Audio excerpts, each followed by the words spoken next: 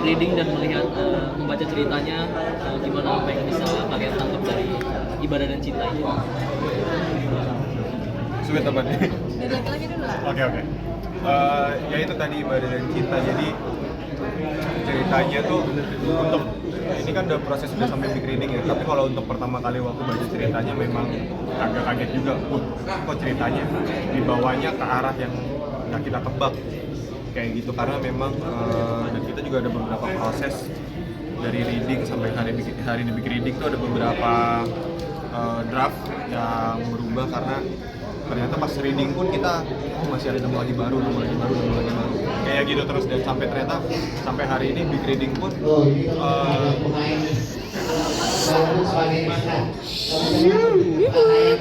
ini pun sampai tahap big reading pun kita masih nemu sesuatu yang baru, dan buat gua ini sebuah proses yang menarik dan asik. Tadi bilangnya juga sempat memerankan peran agnostik. Iya. Mendalami perannya seperti apa? Ini kan agak berbanding terbalik juga ya. Ya kalau mendalami peran lebih mungkin ke research lah, jadi observasi juga, jadi baru tahu ternyata agnostik itu seperti ini, kalau misalkan orang yang ateis itu seperti ini kayak gitu. Jadi background agama aslinya dia apa, tapi kan keyakinan orang kan berbeda-beda kayak gitu. Jadi kalau si Riko ini keyakinannya itu ya dia yakin Tuhan itu ada, tapi untuk urusan ibadah itu ya cuman buat dia itu ya formalitas, nggak penting kayak gitu. Buat dia bisa dibilang nggak penting, tapi yang penting adalah buat si Riko ini menjadi pribadi yang baik kayak gitu. Kan biasanya kalau orang mendalami peran kayak ke satu tempat, ketemu sama orang segala macam. Kalau kamu gimana? Ketemu juga suka dengan orang-orang agnostik? Kebetulan kalau di Indonesia kan lebih banyak kayak goa, makam, jadi kurang cocok ya buat agnostik. Ya apa ya, lebih ke ini aja sih, cuman cari tahu orang-orang yang agnostik itu pola pikirnya mereka tuh seperti apa sih kayak gitu, cara mereka melihat sebuah agama gitu, terus cara mereka melihat dunia tuh seperti apa kayak gitu. Jadi ya mungkin observasinya lebih ke orang yang memilih untuk agnostik. Untuk Kak Indah mungkin tanggal 23 bakal berangkat ke Melbourne untuk syuting. Gimana excitement dan persiapannya? Persiapannya mental aja ya. Persiapan mental karena syuting di luar negeri kan pasti tidak segampang itu dengan tim yang sangat kecil.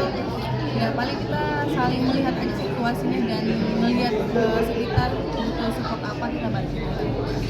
Untuk Megantara bakal excitementnya atau persiapannya di Aussie?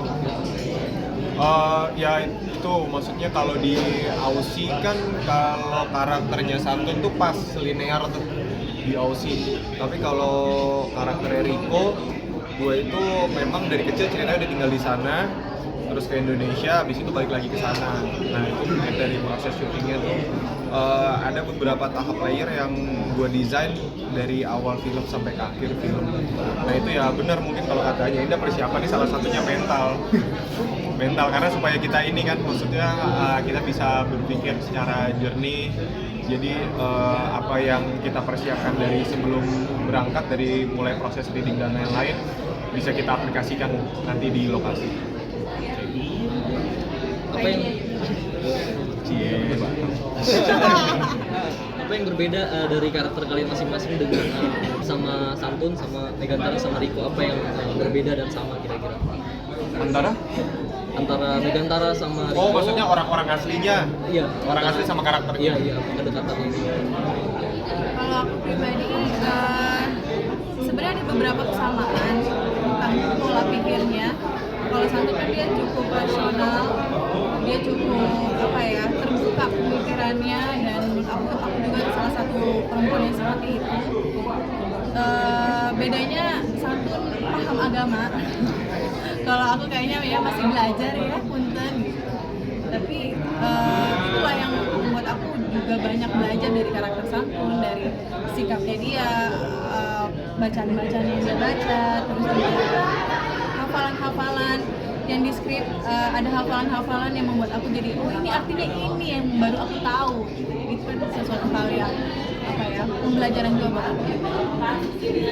Kalau gua justru malah nggak mau cari kesamaan sih, karena kan setiap karakter itu adalah sebuah manusia yang gue ciptakan menjadi manusia yang baru kayak gitu. Jadi kalau gue sama-samain takutnya malah jadi Megan bukan jadi Rico kayak gitu. Jadi gue coba menciptakan semua manusia yang baru ini karena kalau misalkan gue samain keyakinan gue dan keyakinan Rico kan beda kayak gitu. Jadi nanti pasti point of view-nya beda kayak gitu. Itu aja udah hal yang mendasar aja udah sangat berbeda kayak gitu. Jadi ya gue harus bisa membedakan kayak gitu antara karakter dan gue yang asli kayak gitu, karena karakter ini Rico itu penuh apa ya, kayak agak complicated malah kayak gitu, complicated keluarganya kayak gimana, terus habis itu keyakinannya apa, terus habis itu nanti hal apa yang akan datang di kehidupannya itu banyak yang surprise juga buat dia. Ya kita saling, aku sih saling mempelajari Megan seperti apa. Kayaknya fine-fine aja ya, kita sih sesuai kebutuhan juga. Iya, maksudnya iya nggak?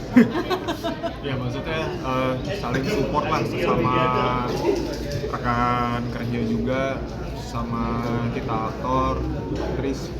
Jadi saling membantu apa yang dibutuhkan. Jadi kayak mungkin ketika kita adu acting, kadang kan ada orang yang butuh stimulasi untuk dia mendapatkan titik acting atau karakter yang dia mau kayak gitu. Hangat, penuh hari biru, dan semoga aja nanti kita syutingnya lancar ya. Minta doanya aja. Amin. Apa pegang tangan? Assalamualaikum warahmatullahi wabarakatuh. Selamat siang semuanya, rekan media, tim yang udah hadir di sini. Jadi perkenalkan, nama saya Ahmad Megantara. Saya berperan sebagai Rico di film Ibadah dan Cinta. Film Ibadah dan Cinta ini itu mungkin untuk karakter Rico itu tidak mudah, karena karakter Rico ini adalah seorang agnostik. Jadi mungkin di masyarakat saat ini ada baru muncul fakta tentang agnostik ini kayak gitu, dan saya harus memerankan seorang yang agnostik seperti itu. Dan religi ini atau agama ini kan sangat kuat untuk menjadi pondasi di setiap orang. Nah, sayangnya saat ini saya harus memerankan seorang yang agnostik. Terus setelah itu akhirnya dia mendapatkan keyakinannya, dan setelah itu dia harus menjadi pribadi yang lebih baik lagi, lebih baik. Tapi setelah dia menjadi pribadi yang lebih baik, ternyata kita mendapatkan pelajaran ketika kita semakin dekat terhadap Tuhan. Ternyata di situ keyakinan kita diuji dan coba. Jadi itulah film ini. Terima kasih. Assalamualaikum warahmatullahi wabarakatuh. Selamat siang para rekan-rekan media. Senang sekali bisa bergabung pertama kali di MPK dan Sinemata ini. Di sini saya berperan sebagai Nyai Umar, istrinya Ustaz Kiai Umar yang luar biasa, sangat kolot ya. Jadi memang di sini konflik-konflik dan drama antara mempertahankan anak dan juga mempertahankan suami gitu.